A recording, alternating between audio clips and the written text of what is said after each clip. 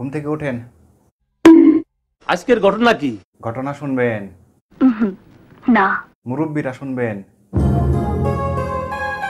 ঠিক আছে, প্রবেশ করব বাহুবলীর পার্ট 1-এ, যেখানে রাজমাতা ষড়যন্ত্রের শিকার হয়ে বাহুবলীর ছেলেকে নিয়ে পালানোর চেষ্টা করে। এদিকে শত্রুপক্ষ রাজমাতাকে খতম করার জন্য ঢাকার ডন ডিপজল ভাইকে ভাড়া করে। আপনি কোনো চিন্তা করেন না। কি বলেন? তুই কি আমারে ফুটপাতের মাস্তান ভাবছস? হ্যাঁ। রাজমাতা নদী পার হবে জেনে ডিপজল ভাই নদীর পাড়ে উপস্থিত হয় এবং নিজস্ব গ্যাং নিয়ে সেখানে অপেক্ষা করতে থাকে। এবং কিছুক্ষণ পরেই নদীর পাড়ে রাজমাতা হাজির হয়। আর এই সুযোগে ডিপজল ভাই রাজমাতার পায়ে গুলি করে নদীতে ফেলে দেয়। মান্দার পোলার নদী ফালায় দে। রাজমাতা মরে নদীতে ভেসে গিয়েছে ভেবে ডিপজল ভাই ফুর্তি করতে থাকে।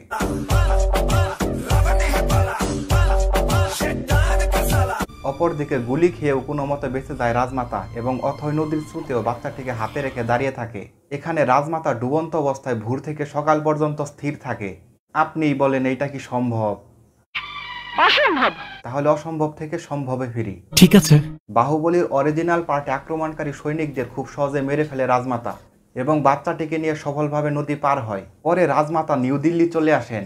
30 বছর পরে দুনিয়ার আধুনিকতার সূচনা ঘটে। ছোট বাচ্চাটি বড় হয়ে হয় এই বান্দা, নাম লাইগার।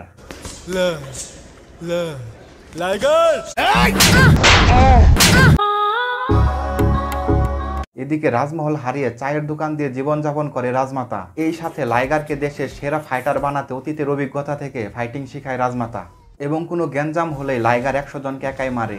ছেলেটাকে দেখতে হবে না। এরপর ন্যাশনাল চ্যাম্পিয়নশিপে অংশগ্রহণ করানোর উদ্দেশ্যে রনিত রয় ভাইয়ের ট্রেনিং কোচিং এ নিয়ে যায়, কিন্তু টাকা না থাকায় রাজি হয় না রনিত ভাই। पैसे नहीं है हमारे पास। লাইগারের ট্রেনিং খরচ কে দিবে এটি নিয়ে চিন্তায় পড়ে যায় রাজমাতা। খরচ আমিই দিব। তুমি একটা মিথ্যাবাদী লোক। তুমি আমারে এত বড় অপবাদ দিলা। টাকা দিতে না পারায় লাইগারকে দিয়ে ঝাড়ু মোছার কাজ করায়। কিছু করার নেই, এটাই বাস্তব। এরপর এন্ট্রি হয় এই সিনেমার মাথা মোটা নায়িকার। माझा नाव अनन्या पांडे आहे। ওয়েলকাম। এবং নায়িকা প্রথমবার লাইগারকে দেখে হুদাই কলারে ধরে বসে। আবার একটু পরেই লাইগারের ফাইট দেখে হুদাই তার প্রেমে পড়ে যায়।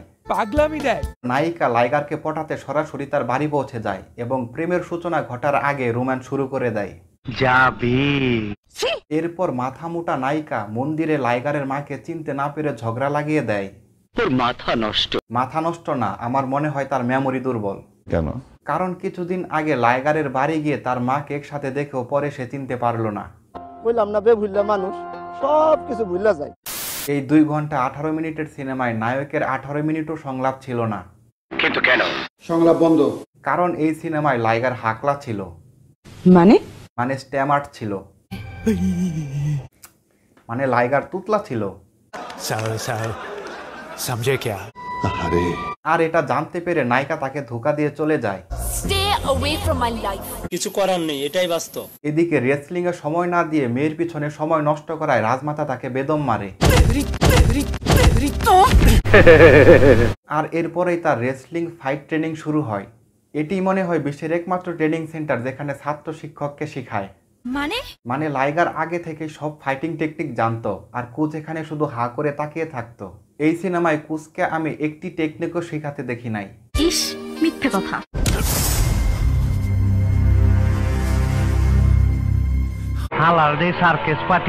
এই সিনেমায় লাইগার মাইক টাইসনের বড় ভক্ত ছিল।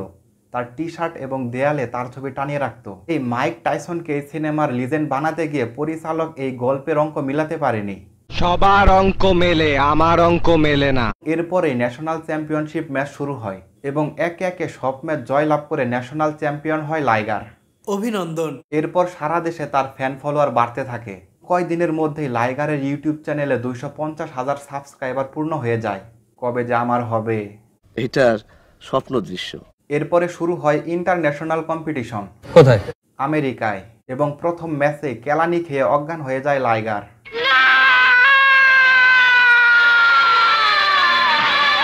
সেই মুহূর্তে ইন্ডিয়া থেকে গালি দেয় রাজমাতা। আর এই ইন্ডিয়া থেকে রাজমাতার পাঠানো গালি খেয়ে জ্ঞান এবং শক্তি সামর্থ্য ফিরে পায় লাইগার। এইটাও সম্ভব। পরিচালক চাইলে সব সম্ভব। তাও সত্য। পরবর্তী আরো 7টি ম্যাচ জিতে সেমিফাইনালও জিতে ফাইনালে চলে যায় লাইগার। এরপরেই ভুল ভাল অঙ্ক শুরু হয়। অঙ্ক বুঝিস না। এদিকে লাইগার ইন্টারন্যাশনাল প্লেয়ার হওয়ায় নায়িকা আবার ফ্লার্ট করতে চলে আসে কোথায়? আমেরিকায়।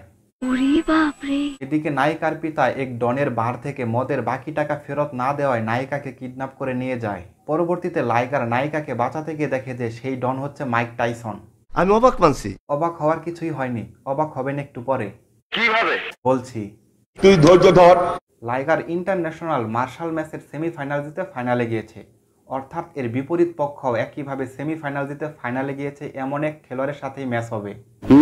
কিন্তু এখানে ফাইনাল ম্যাচটি হয় মাইক টাইসনের সাথে, যে কিনা বর্তমান ম্যাচের প্রতিযোগীই নয়। আপনিই বলেন এটা কি কোনোদিন সম্ভব? আমি কাজ করি বেশি, কথা বলি কম। আর এই ম্যাচটি কোনো স্টেডিয়ামের স্টেজেও হয়নি, ম্যাচটি হয়েছে এক মরুভূমিতে। আর স্টেডিয়াম থেকে লাইভে এই ভিডিও দেখে লাইগারকে চ্যাম্পিয়ন ঘোষণা করা হয়েছে। এইটাও সম্ভব? অসম্ভব। পরিচালক চাইলে সব সম্ভব, যার ফলে এই 90 কোটি রুপি বাজেটের সিনেমাটি হয় সুপারহিট। জি না, সুপার ফ্লপ। পরিশেষে লাইগার ওয়ার্ল্ড চ্যাম্পিয়ন হওয়ার পর একটি ঝাঁকানাকা গানের মাধ্যমে সিনেমা শেষ হয়। ফিনিশ। তো আজকের ভিডিও এখানেই শেষ। তাহলে চলো। ভিডিও ভালো লাগলে লাইক করো এবং সাবস্ক্রাইব বাটনে লাথি মারো। Today I have no time. খরচ আমিই দিব। তুমি একটা মিথ্যেবাদী লোক। তোরা আমারে যত খারাপ ভাবিস, আমি আবার তত খারাপ না।